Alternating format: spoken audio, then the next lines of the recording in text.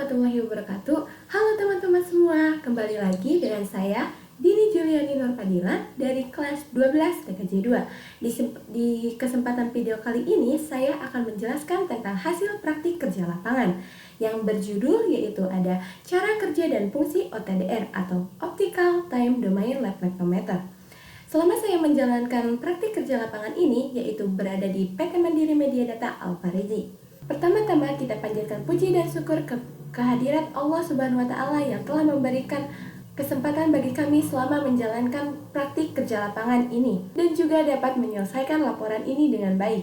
Dengan menyusun laporan ini, kami mendapatkan banyak bimbingan, petunjuk, saran, dan motivasi. Oleh karena itu, saya mengucapkan banyak terima kasih kepada Bapak Rudi selaku pimpinan dari perusahaan PT Mandiri Media Data Alfarezi, kepada Bapak Dr. Haji Adang Ardali selaku Kepala Sekolah SMKN 1 Majalengka, kepada Bapak Jaja Sudrajat selaku Ketua Pelaksana, kepada Bapak Abdul Ruhul Kudus yaitu selaku Kepala Kompetensi Keahlian Teknik Komputer Jaringan, kepada Bapak Yusa Yuliansa yaitu selaku Pembimbing Praktik Kerja Lapangan, dan kepada Bapak Dede Wahyudin dan Kakak Aulia Apriyadi yaitu selaku pembimbing selama menjalankan praktik kerja lapangan. Oke, di sini kita mulai saja ke yang selanjutnya yaitu ada identitas diri saya. Nah, di pembahasan selanjutnya yaitu ada identitas saya. Nama saya adalah Dini Juliani Nurfadila. Saya kelas 12 TKJ 2. Tempat tanggal lahir saya yaitu Majalengka 13 Juli 2008.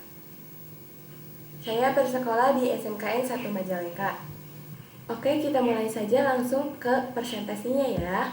Kita ada latar belakang praktik kerja lapangan. Apa sih latar belakang praktik kerja lapangan itu? Praktik kerja lapangan adalah program yang bertujuan untuk melatih siswa-siswi SMK untuk menerapkan apa yang sudah dipelajari di sekolah dan mengaplikasikannya pada dunia industri. Pelaksanaan PKL ini juga merupakan sebagai saran untuk mengenal dunia industri pada siswa-siswi SMK agar lebih siap untuk berkompetensi setelah lulusannya nanti. Sehingga dengan adanya pelaksanaan PKL ini, siswa-siswi SMK akan memiliki bekal untuk menghadapi dunia kerjanya nanti. Sekaligus bisa memiliki kompetensi untuk bersaing di masa depannya nanti. Dan pembahasan yang selanjutnya yaitu ada tujuan praktik kerja lapangan. Yang pertama yaitu ada meningkatkan efisiensi proses pendidikan dan pelatihan lulusan yang berkualitas dan berprofesional. Yang kedua yaitu ada menghasilkan lulusan yang kompeten, yang memiliki tingkat pengetahuan, keterampilan, dan etos kerja yang sesuai dengan dunia industrinya atau dunia kerjanya. Yang ketiga yaitu dapat menanamkan etos kerja yang tinggi bagi peserta didik untuk memenuhi dunia kerja sesuai dengan tuntutan pasar kerja global. Pembahasan yang selanjutnya yaitu ada manfaat praktik kerja lapangan. Di sini saya akan menjelaskan manfaat bagi peserta didik, bagi sekolah, dan bagi perusahaan. Manfaat bagi peserta didik yaitu dapat mengembangkan keterampilan, teknis, dan soft skill seperti kerjasama tim, kedisiplinan, tanggung jawab, komunikasi, dan manajemen waktu. Sedangkan manfaat bagi sekolah yaitu ada memperluas implementasi pendidikan berbasis kompetensi PKL menjadi saran nyata bagi sekolah untuk menerapkan model dan pembelajaran yang terfokus pada kemampuan kerjanya. Manfaat bagi perusahaan yaitu dapat menghasilkan lulusan yang berkualitas. PKL juga dapat membantu menciptakan sumber daya manusia yang lebih siap dan berkompeten untuk memasuki dunia kerjanya nanti sesuai dengan standar kebutuhan dunia kerjanya. Oke, pembahasan yang selanjutnya yaitu ada tentang lokasi, waktu, dan tempat. Di penjelasan kali ini saya akan menjelaskan tentang lokasi, waktu, dan tempat pelaksanaan. Selama saya menjalankan pelaksanaan praktik kerja lapangan ini yaitu di tempat PT Mandiri Media Data Alfarezi, yaitu yang berada di Perum GRR Blok G nomor 14 Majalengka, Jawa Barat.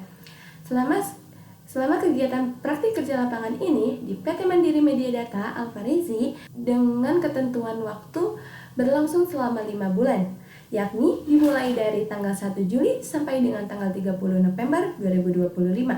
Dengan ketentuan jadwal masuk, praktik kerja lapangan PKL ini dibagi menjadi 2 shift, yaitu shift yang pertama ada mulai dari hari Senin sampai Jumat. Di sini ada jadwal masuknya, yaitu shift yang pertama kita bisa lihat di sini ada hari Senin sampai hari Minggu, karena hari Sabtunya itu hari libur. Mulai masuknya yaitu pada jadwal shift yang ke-1 mulai pukul 8 pagi sampai pulang pukul jam 5 sore. Dan untuk jadwal shift yang kedua yaitu mulai dari hari Senin sampai dengan hari Sabtu, dan jadwal liburnya itu adalah hari Minggu. Di jadwal shift yang kedua ini juga mulai masuk pukul 5 sore sampai dengan pulang pukul 2 pagi. Oke, pembahasan selanjutnya yaitu ada gambaran umum perusahaan. Di sini saya akan menjelaskan gambaran dari perusahaan PT Mandiri Media Data Alfarizi ini.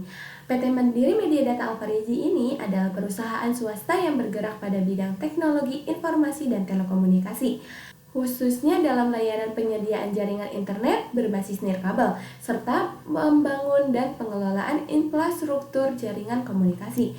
PT Mandiri Media Data Alfarizi ini didirikan sejak tahun 2018, sehingga perusahaan ini yang bergerak di bidang penyediaan layanan internet dan jaringan nirkabel.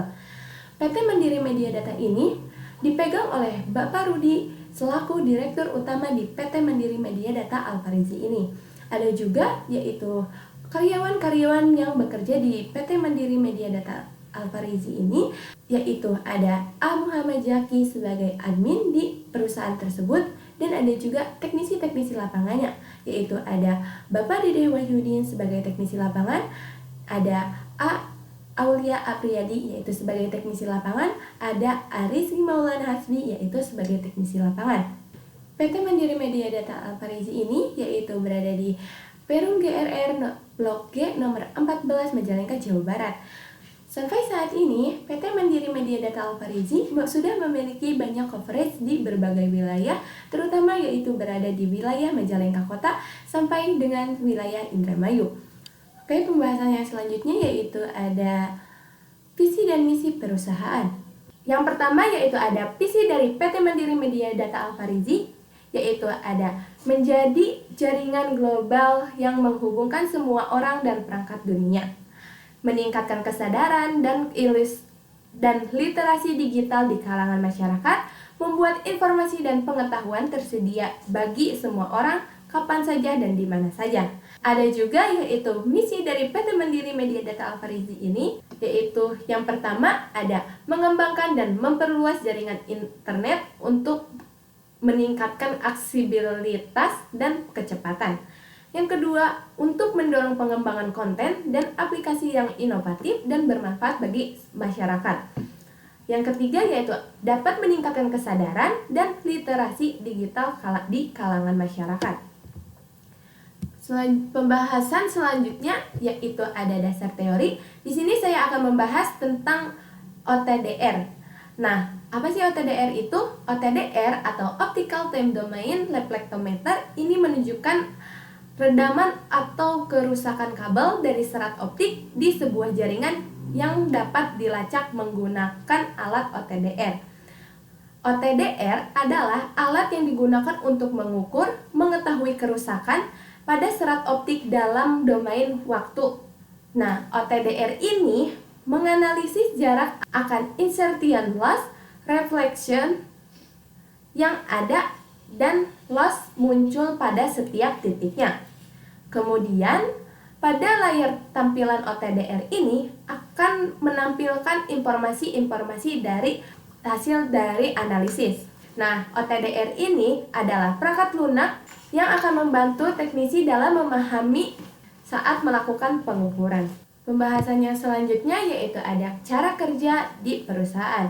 Selama saya menjalankan praktik kerja lapangan di perusahaan PT Mandiri Media Data Alfarizi ini, saya mendapatkan banyak cara kerja yang terdapat di perusahaan tersebut, yaitu seperti pemasangan fiber to the home atau FTTH, cara perbaikan kabel fiber optik yang terputus, cara konfigurasi dasar-dasar mikrotik dan membuat hotspotnya, dan cara penarikan dan penyambungan kabel atau PESCOR, dan cara konfigurasi perangkat modem, cara promosi atau sales marketing, cara perbaikan redaman yang tinggi, dan cara penyambungan kabel fiber optik di dalam JB atau join box, cara proses splicing atau penyambungan kabel fiber optik, cara belajar menjadi admin dan melayani pembayaran dengan baik, cara survei lokasi pada pelanggan yang terisolir.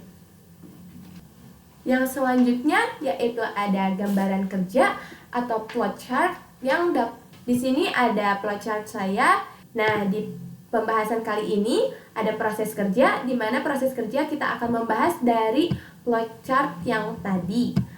Di sini ada cara kerja OTDR, yaitu ada pertama yaitu ada sinyal cahaya akan dimasukkan ke dalam kabel fiber optik. Bisa dilihat di gambar tersebut. Yang kedua yaitu ada sebagian sinyal akan dipantulkan kembali sehingga dapat diterima oleh receiver. Dan yang ketiga yaitu sinyal akan balik yang berhasil diterima oleh receiver akan dikategorikan sebagai loss dan ditampilkan di layar OTDR-nya. Yang keempat yaitu ada waktu tempuh yang diperlukan sinyal akan digunakan dalam menghitung jaraknya. Dan pembahasan selanjutnya yaitu ada prinsip pengukuran OTDR. Prinsip pengukuran OTDR berdasarkan radar optik yang menghantarkan denyut serat optik yang biasanya berupa laser dalam memasukkan serat optik yang akan diujinya. Selanjutnya, mengukur waktu yang harus diperlukan untuk dipantulkan kembali kepada penerima. Hal penting ini adalah harus mengetahui indeks bias dan indeks of reflection dari serat optik dan juga waktu pantulan balik yang dibutuhkannya. Alat OTDR ini yaitu untuk mengukur parameter pelemahan, panjang kabel, penyambungan, dan kehilangan penceraian yang ada di dalam telekomunikasi fiber optik. Pembahasan selanjutnya yaitu ada karakteristik OTDR dan fungsi OTDR. Yang pertama yaitu ada karakteristik OTDR.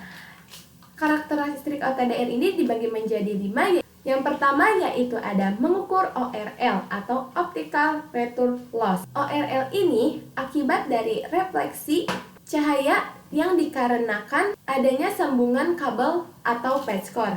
Yang kedua yaitu ada mengukur splice loss, yaitu sebuah loss yang ditimbulkan karena sambungan kabel serat optik. Yang ketiga yaitu mendeteksi sebuah degradasi power output dari sumber cahaya optik atau laser. Yang keempat yaitu ada mengukur panjang dari kabel serat optik. Yang kelima yaitu ada mengukur jarak, yaitu dari titik lokasi di dalam suatu link. Yang selanjutnya yaitu ada tentang fungsi OTDR.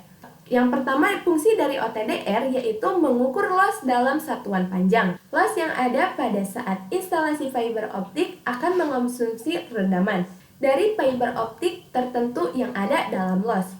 Dan yang kedua yaitu ada melakukan evaluasi terhadap sambungan dan juga konektor saat instalasi OTDR. Pembahasan selanjutnya yaitu ada hasil.